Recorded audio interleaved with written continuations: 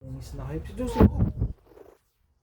Kinain daw si Joseph ng mabangis na hayop. For example, ang mabangis na hayop ay la. Ano yung mabangis na hayop? Anong tawag dito? Anong tawag dito? Lion! Lion. Yan, mabangis na hayop daw. Kinain daw si Joseph. Baka daw kinain si Joseph. Ang akala ni Jacob, yung tatay niya. Kala Si niya. Potiphar, ang pinuno ng mga sundalo ng hari, ang nakabili kay Joseph. Sino to? Si Potiphar, siya yan. Ito si Potiphar, ito yung asawa niya. Sino kasawa? Yung asawa niya, hindi nilagay dito eh. Ginawa niyang kapatas si Joseph sa kanyang bahay. Ginawa doon ng katulong. Oo. Ginawa niyang katulong si Joseph. Siya daw yung hari-hari doon sa mga katulong. Minsan, pinagbintangan ng asawa ni Potiphar na nagnakaw si Joseph. Nagnakaw daw si Joseph. Kinuha daw yung tinapay ng asawa ni Potiphar. Yung queen.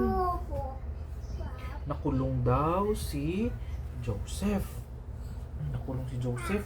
Nilagay siya sa selda. Sino nakulong? Doon ka. Kung ayaw mong makinig, doon ka.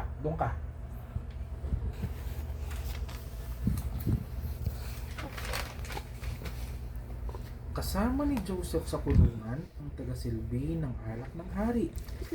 Kasama ni Joseph sa kulungan ang isang katulong din na nagbibigay ng alak sa hari. Nagbibigay ng juice, yung alak, yung beer, yung wine, So, ganun. my God.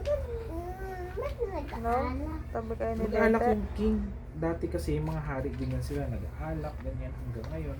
Nang managinip ito ay ipiniliwanag ni Joseph ang pangalibag ng panaginip. Makinig ka tatay. Sinabi ni Joseph na makakalaya ito, makakabalik sa dating trabaho. Nagkatotoo nga.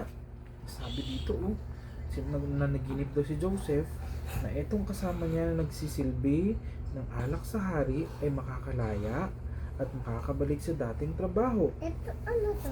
Yan yung tinatawag nila na kinukulong. Parang cage yan. Cage, nasa box yan. Tapos may mga bakal, ganyan, oh. Kasi dyan sila nakakulong-kulong, hindi sila makalabas dyan. Nanaginip ang hari, Lete. anang taga-silbi ay ikonsulta nito iyon kay Joseph. Sabi niya, sinabihan niya yung taga-silbi nung hari. Ito yung kasama niya kanina sa kulungan na nagsisilbi ng alak sa kanya is nakalabas. Tapos bumalik na sa trabaho niya sa pagsisilbi ng alak sa kay Haring Potiphar. Ano said ni Potiphar? Hmm? Ano said ni Potiphar? Yan yung yan yung crown niya. Wow. Sinabi ng hari ang napanaginipan tungkol sa 7 payat na kalabaw na kumain ng 7 matatabang kalabaw at 7 tuyong butil ng palay na kinain ng 7 butil ng sariwang palay. Ano to? Kakalito naman. Tuto, naguguli video ko. Kay Nana yan. Yes, sa akin po yan. Ano to? Parang hindi maganda yung pagka-transfer nila sa Tagalog. Ano to, tay? Yan yung pharaoh. Yan yung pharaoh. Pharaoh tawag dyan. Ang sabi dito sinabi ng hari na napaginipan daw ang tungkol sa 7 payat na kalabaw, yung 7 daw na 7 daw na payat na kalabaw. Kumain daw sila ng 7 matatabang kalabaw. Yung 7 din daw na karabaw yung kinain nila pero mapapayat daw. At 7 tuyong butil ng palay. Yung kinakain natin yung bigas na kinain ng 7 butil ng sariwang palay. Ano to? Yes po. Yun yung niluluto Tulong mo namin si ng Ash. palay. Tulong mo si Ash. After ng palay, gagawin siyang bigas. Nangangahulugan ito ng 7 taong salot, sabi niya ganun. Ibig sabihin daw, 7 years daw, 7 taon daw, mga salot. Ito na si Joseph, in-explain niya siya yung nag-interpret or nag-explain or nagpaliwanag nung dream nung pharaoh. Yun yung mga bigas. Joy. Or sa kanila daw tawag ay Joy. No, joy. No. pagkatapos ng pinagtao o saganang ani. No, After, joy. after daw ng 7 years daw ng ng magandang ani, siya makinig ka. Kinig ka ka tatay. Paliwanag ni Joseph. Joy. Umanga ang hari sa Totoo, kanya. panila. Dahil sa kanyang talino ay ginawa siyang gobernador ng Ehipto. Ginawa daw siyang governor ng Egypt. Anong ginawa sa kanya? Ginawa siyang gobernador ng Egypt, Ehipto. Joy. No. Nang dumating ang salot sa Kanaan, intusa ni Jacob ang mga anak na bumili ng palay. Nang dumating daw yung salot sa Kanaan, yung kabilang bayan, ito yung mga anak ni Jacob or ang mga kapatid ni Joseph. Ayan, ito si Joseph, ito yung mga kapatid niya. Ano to yung maliit? Yan yung mga guard. Yan sila, mga gwardiya yan sila. Nakilala ni Joseph ang mga kapatid. Sabi niya, eto yung mga kapatid niya. Nakilala niya kaagad.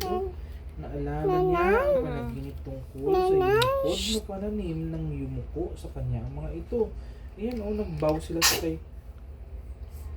sila sa kay Joseph. Tungkod yung hawak nila. Si Banta. Hindi ko may...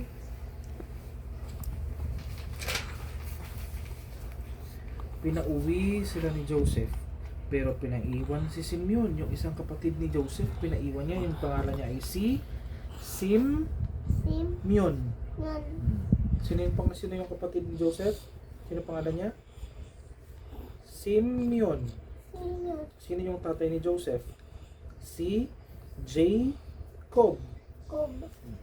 Magiging katulong ko siya hanggang makabalik kayo rito kasama ang inyong bunsong kapatid. Ani Joseph, sabi niya, magiging katulong ko siya hanggang makabalik kayo rito kasama Asin ang mami niya.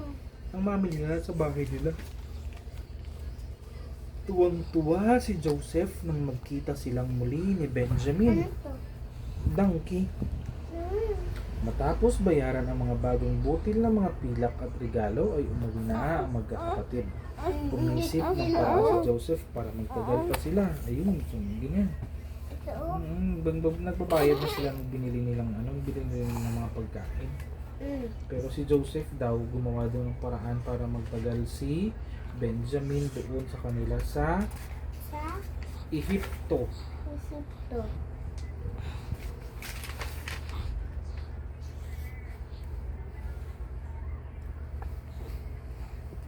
Likit mo to. Hmm. Nag-video Sa ako. Egypt.